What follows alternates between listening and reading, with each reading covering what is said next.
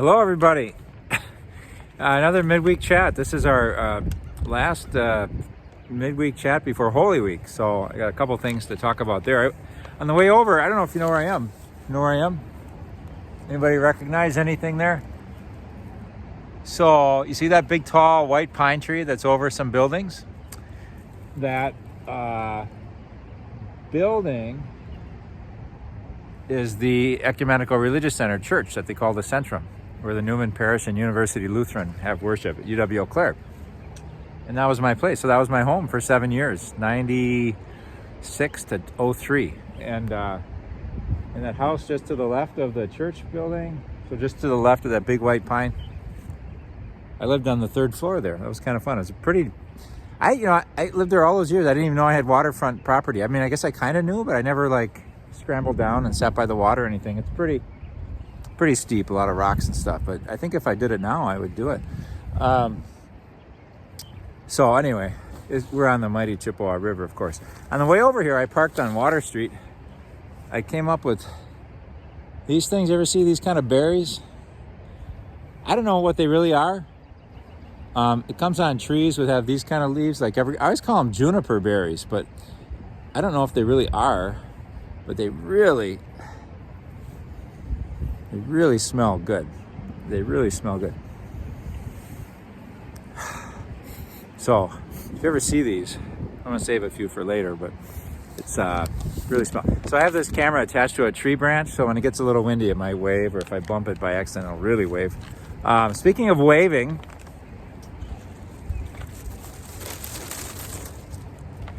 Palm Sunday's coming up, right? So it's good news and bad news. The good news is that it's Palm Sunday and we begin Holy Week together, and what a special time of year that is. The bad news is we thought, these palms arrived a couple of weeks ago, and we just put them in the garage to stay cool. And well, this isn't what we get, right? This is like a decorative palm, like a fan, and so there aren't any single palms. So we put out a red alert. Christine and Ann started calling around, and hopefully we can get palms like people are accustomed to getting and taking home. I checked today because for the chat I was going to do a weave. I was going to show you how to do a weave on it, how I weave my palms into the shape of a cross, the way my dad taught me when I was a little tyke. So I opened up the box and was like, wait a minute, these aren't the palms that we need. So shucks, we'll see. If God wants it, right, then we'll have palms. If not, I just wanted to warn people in case we're not able to secure any palms. Oops, I just bumped the branch. Okay, but it is Palm Sunday. We're going to have the Gospel Passion story according to Luke this year. Good Friday is always according to John, but the Palm Sunday rotates between Matthew, Mark, and Luke. And we're in Luke's year. So Luke is a beautiful passion. It's probably my favorite passion because of two verses in it. One is Jesus, and this is a late edition. I don't know if you're anybody were at Mass or heard my reflection at Mass last week, but the woman caught in adultery and let her who throws without sin be the first to throw a stone at her, and how that wasn't part of a lot of the earliest copies we have of the Gospel of John, because people maybe thought it was too merciful, was a little soft on sin. Well, there's another late addition to Luke's Gospel, and it's one of the most important things for me that happens in the whole death of Jesus story, his whole passion story, which is that as he's being crucified, he says, Father, forgive them, for they don't know what they do. And for me, that's just so important in terms of how the cross saves us, how the death of Jesus is saving to us, that we give him like the worst of what we're capable. We torture him, we crucify him, he dies. We kill Jesus, who's love personified. So it's this love of God encountering the worst that humanity has to dish out. And what's his response? He asks God to forgive us. It's just like he has this insight that we just are so lost in our selfishness and sin and pride and whatever, all those things that go into that awful event of crucifying the Son of God. And he asks our forgiveness. So, Father, forgive them, for they don't know what they're doing. Yeah. How many times do we just get caught up in our self-centered kind of pursuits and kind of get lost? And Jesus calls us back. His cross calls us back to love our neighbor as ourselves, to seek life through the message of Jesus and his life of service and his security of his relationship and how much his Father loved him, and to join that relationship. He invites us into that same relationship. So, and much more you could say, obviously, but I just love it. Father, forgive them. They don't know what they're doing. In his most time when you'd be most prone not to feel very kindly toward people while they're driving a spike into his wrist, right? So, pretty amazing. And then the second verse, just shortly after that, is in Luke, his last words. In John, his last words are, "It is finished." I'm trying to think what it might be in Mark, what his last words are. But basically in Mark and Matthew, he just kind of screams and dies, I think. And but in Luke, he right before he dies, he says,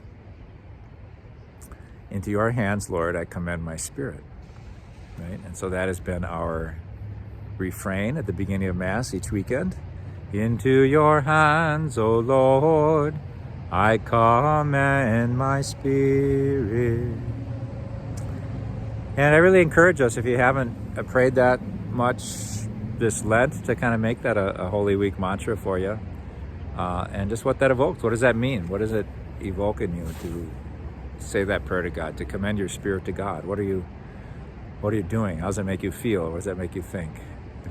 It's those are the same words that St. Stephen said in the Acts of the Apostles. They say the same. I don't mean to be Mr. Bible guy today. Not that there's anything wrong with that, but I'm not trying to show off my Bible knowledge. But those are the same words that Stephen says when he's being stoned to death. I think he asks them to be forgiven, but he also says, for sure, "Into your hands, Lord, I commend my spirit." So he's in that same relationship with his Father in heaven that Jesus was, and I think that's what he wants for all of us. So anyway, hope we get some palms, but just, if we don't, just be prepared. So hope, don't yell at us, please. So we're doing our best. Let's see. Speaking of cross, there's a Stations of the Cross. The students are doing it like every Friday, so there'll be Stations of the Cross Friday at like 2:50, I think. You can join them. I like it. So it's very simple and short, and it's good. They do a good job. And Beth and her family, there's a little miscommunication. They said, "Can we do Stations of the Cross?" And a couple of families and we'd like to do it. We're like, "Yeah, sure." So they're going to do it this Friday. Then word sort of got around, maybe through this chat, that this was going to happen. So people want to know, because they're like, "Oh, Beth's doing it. It's going to be good." So now then she thought, "Oh, well, everybody's coming. I have to do a lot of work and make it good for them." But it was just going to be this more intimate prayer. And we all said, just don't fret, just do your thing. And if people want to come, they can come. So it is, 6:30 this Friday p.m. if you want to join a couple families in praying the Stations of the Cross. A little coming highlights coming up. We had the confirmation retreat last Saturday. So Ashley King and Kelly Boudry and some helpers when I was there, who were our helpers. We had Anita Valchek and Mike Boudry. I'm not sure who might have come a little later in the day too, but they just do a really super job, and I think our confirmation students had a good experience. And their confirmation will be on a Friday night this year. I think it's the 14th. It's close, the Friday night closest to the 14th. First Communion's coming up. That'll be April 30th and May 1st. We're kind of wishing we had scheduled maybe an extra Mass. We were doing that, and then we thought, well, it's kind of nice to have First Communion part of parish life, so we had them spread out into parish Masses. But we have a baptism scheduled for one of those too, which shouldn't probably have done. So it's going to be tough to make a lot of room for seating, So I apologize for that in advance. But a crowded church, though, there's something good about a crowded church too. So keep that in mind if you're there. What else we got? People are starting to come back. Last week there were a couple families that hadn't been back, and it was just great to see them. So slowly but surely we're trying to reconstitute ourselves after this great COVID break. So let's see.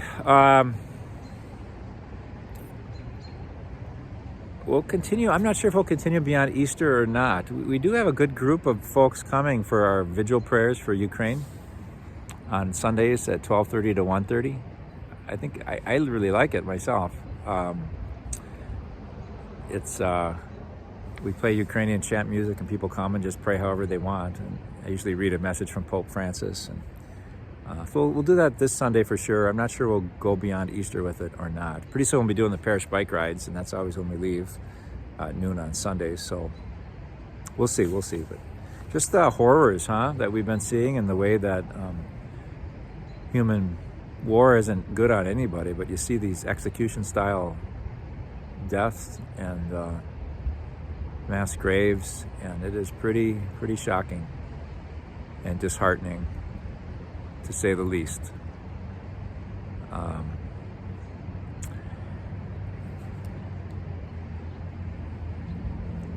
We're going to be reading the Passion of Jesus on Sunday and Good Friday, and there's a connection there between the crucified Lord and people that are tortured and killed.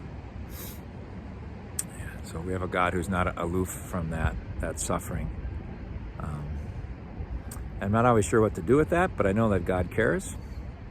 I know that God didn't leave Jesus to rot in his tomb, so it's not the end of the story. But I think it's important not to over-spiritualize the death of Jesus and give it all completely spiritual meanings, like atonement for sin and those kind of things. But it really does have something to say directly to us in the way we treat one another. And if we see the horror in Jesus' torture and death, we should see the horror in what we've witnessed in Ukraine this week and turn from it and condemn it and do everything we can to prevent it. And that's part of the problem too, right? What can we do? Sometimes we just have to grieve and pray. So there's that. Holy Week, so we have the regular times for Palm Sunday Masses. We'll have Mass on Holy Monday, 9 a.m. I think not on Holy Tuesday because I'm going to be in La Crosse, but we'll have a prayer service of some kind at 9. Hopefully with exposition of the Sacrament too, if someone can do that. So we do that on Tuesdays. Holy Thursday will be at 7 p.m. and there's no 9 a.m. Mass, just at 7 p.m. Good Friday, we're going to try doing the outdoor service as well this year. I kind of like having the one Holy Thursday, one Good Friday, one Easter Vigil, but we had a positive response to it last year, partly maybe because it was COVID. So we'll see what happens this year, but we will have a 1 p.m. in church and a 5 p.m. outside on the school playground service on Good Friday. And then Easter Vigil will be at 8 p.m. Easter Sunday, 8 and 10, just like usual. So I think, one of the traditions we had, if I thought in advance, maybe we would have done it, though I've heard that the Pizza Ranch has limited hours now or something. I don't know, but I didn't even check it out. But we've had this, I think, really fun and lovely tradition of the feast before the fast. And so we all know, we don't maybe all know, but I bet you most of us know that on Good Friday we're not supposed to eat meat and we're supposed to fast. We're not supposed to eat meat and we're supposed to eat less. And to join our bodies in the sorrow of the death of God, death of the Son of God. So, but the more ancient tradition is to feast. There's this Triduum, 3 days, Triduum, and it starts Mass of the Lord's Supper, and that starts the sacred Triduum. And then there's a break with the commemoration of the Lord's Passion, Good Friday, and then it's all this waiting on Holy Saturday until the resurrection of Christ is proclaimed at the Easter Vigil, and the new Easter candle is blessed and lit. And so those 3 days, there's what's called a Paschal fast. And so not just on Good Friday, but to try to fast, try to eat less those 3 days, just to kind of keep a very somber, prayerful, reflective, open attitude, not preoccupied with our own pursuits. Both a lot of prayer and reflection. And some people have lives where that's easier to do than others, I understand. But anyway, so what we encouraged, we had a big feast where we went to all-you-can-eat buffet before the Mass of the Lord's Supper. And then, we had started Triduum and tried to maintain a fast until after the Easter Vigil. They had a reception after the Easter Vigil. So, but we're not going to do the feast before the fast this year. I just thought of it today. It's too late. So, anyway, but hopefully next year. All right. Hey, some honkers. Hear those? Yeah, it's nice. Yeah. Hey, did you know that today's my birthday? I didn't want to advertise it, but I'm going to do something with that in the chat. I thought I'd mention about birthdays. So I've had a good day, thanks. And this is always fun to reach out to people this way as well. People are nice. The school children, we had school mass today, and word got out that it was my birthday. So after mass, or at the end of mass, before everybody left, they all marched up with their class cards, and that was great fun. They sang happy birthday, and then at the end, I stuck my head in the classrooms, and they were kind of saying happy birthday again. And then this little kindergartner said, "Are you gonna invite me to your party?" And it's like, when you're a kid, you have these birthday parties, right? And you try to invite everybody and be inclusive. And I didn't want what to say, because I knew I was going to hurt his feelings if I said no. And if I said I'm not going to have a... Anyway, Mrs. Worth came to the rescue, and she explained it. I said, when you get older, you don't have parties like when you're younger like that. It's a little bit different. So thanks, Mrs. Worth, for bailing me out on that. But you just kind of see in their eyes, you're going to invite me, and how important it is to include one another, and how we maybe harden ourselves to not feel the pain of exclusion, but it's not good to be excluded, is it? So anyway, so there's that. I don't know, I was just thinking of my birthdays. I think my third birthday was the one I remember. I think maybe I'm fooling myself, but I think it was around Easter, and I think it had those little plastic eggs with jelly beans in it, and I remember just kind of goofing around near the stick shift of my family's car. And I was happy because it was my birthday. That's all I remember. I think it's when I was turning 3. Or maybe I just was 3. I don't know. 3 is pretty early to remember, I realize. But maybe it was my 4th birthday. But I think it was my earliest memory. And they say your earliest memories are significant. So maybe that's why I'm a happy guy, right? Because I have my earliest memories happy. It was my birthday. I remember my 8th birthday, waking up. I had a good, great dad. And he always liked to make our birthdays special. And I remember he ripped off a paper towel sheet while I was sleeping. And he had a green felt pen. And he drew a snowman with like an 8, the 2 circles. And then he kind of decorated a snowman and said, you're 8, happy birthday, Tom, and that was, then he taped that to my door. So when I got up, I opened my door, and that was it. So that was great fun. It's nice when we could, join people's joy. I was already happy because it was my birthday, but then someone else was happy about it. That's great. 9th birthday is different. So 9th birthday was fun in itself. But that was the weekend after my birthday. I think my birthday is on a Friday. And my sister came home from college, I think, just for my birthday. She went to school in Appleton. And on her drive, I've mentioned before, we had a great tragedy in my family in 1973. And on her way home on her way back to school, there was a car accident, and she died. And So I always associate that with my birthday too. And don't know what to say. I don't feel personal guilt about it. It's true. If she hadn't come home for my birthday, then she wouldn't have been driving back to school. So I think about that, just the way that awful things like that happen in people's lives, and all the different things that go into causing it. And it's a sad thing. But I always look to my brother, who I heard from today, and I remember, I think I've shared this before. It was very inspiring to me. I said, Glenn, don't you ever you ever get angry that we don't have a big sister, and we had one, but we don't anymore? Does that ever make you angry? And he said,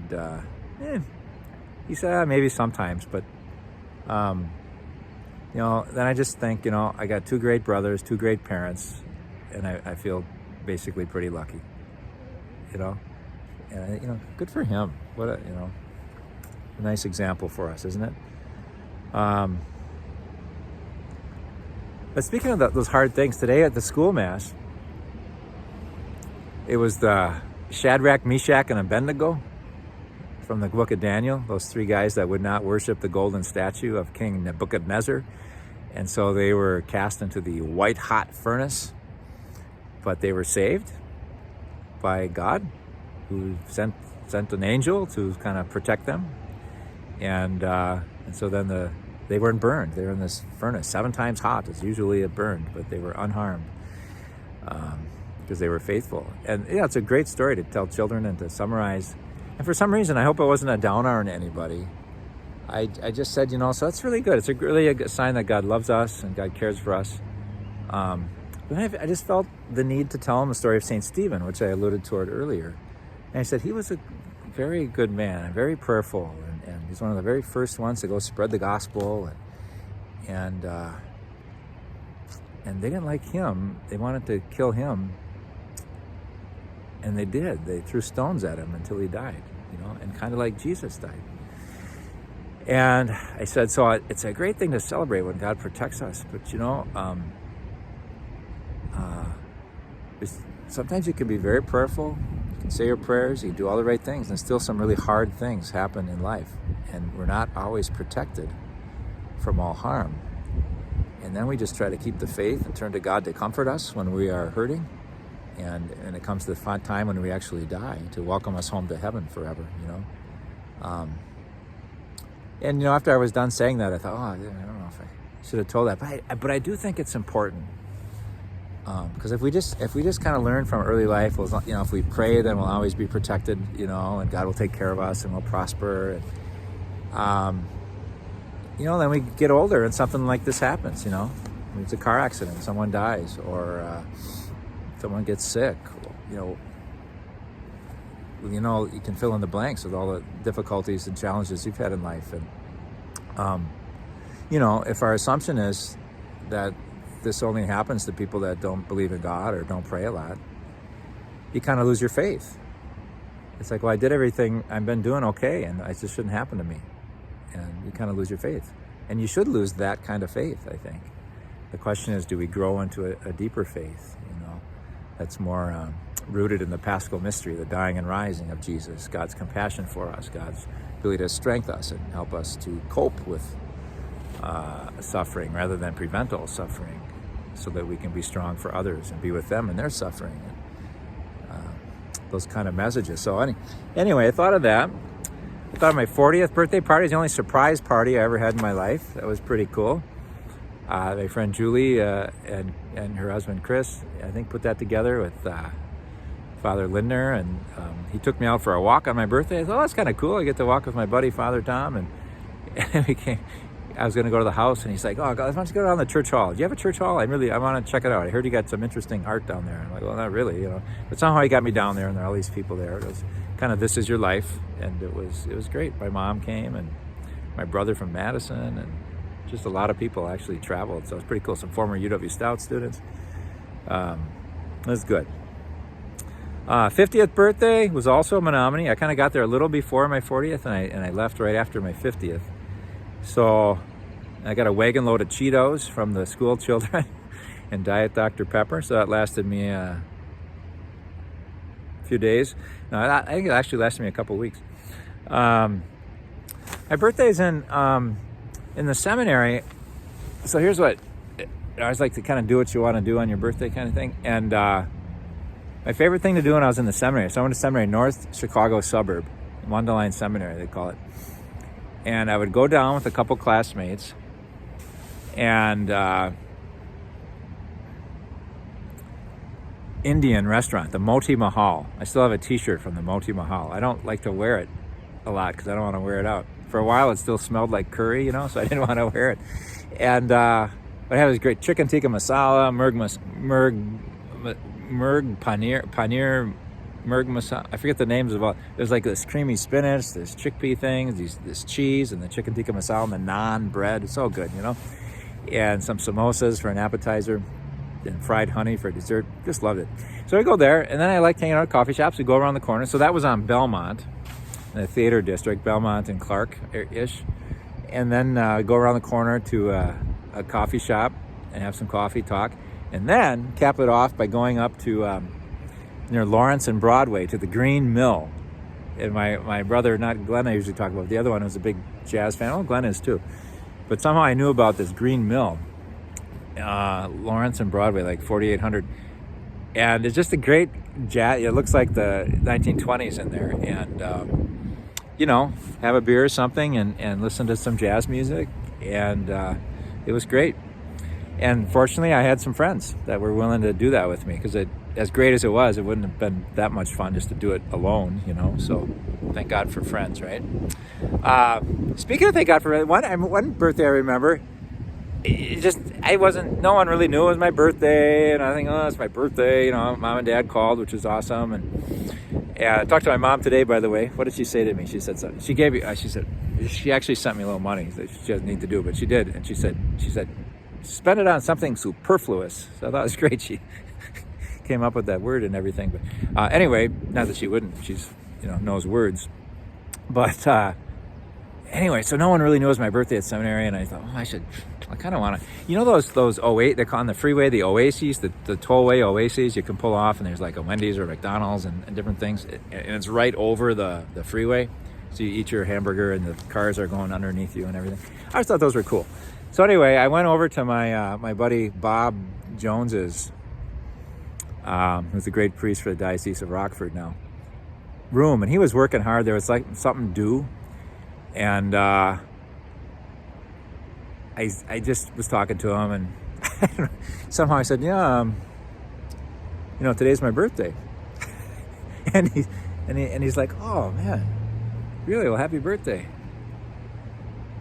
I said, I don't know how it actually ensued. I said, you know, would you be up for going out? I just was thinking, and you know, he's in the middle of stuff. If it was me, I'd probably really hem and haw, like, oh, I got to get this done. I don't know if I can go. You know, I really like to, but he has dropped his pen. He said, yeah, it's your birthday. Let's go out.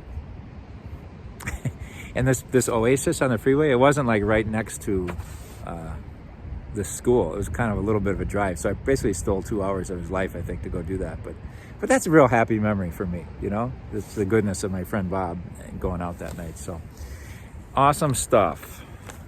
So anyway, hope some of those stories are somewhat interesting. I do not bring up the fact that it's my birthday because I want anything from anybody. Okay, so that's all good. I think that's mainly what I wanted to say. So let's hope we get some palms for everybody this weekend. We'll see.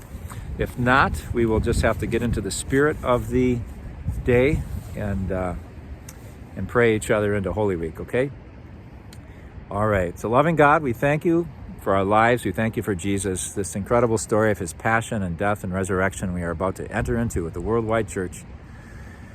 Help us to have receptive hearts to that. Help us to lean more into his life and to make his story our story. And his dying and rising is our dying and rising. May our faith, hope, and love all be increased this Holy Week. Amen. God bless you.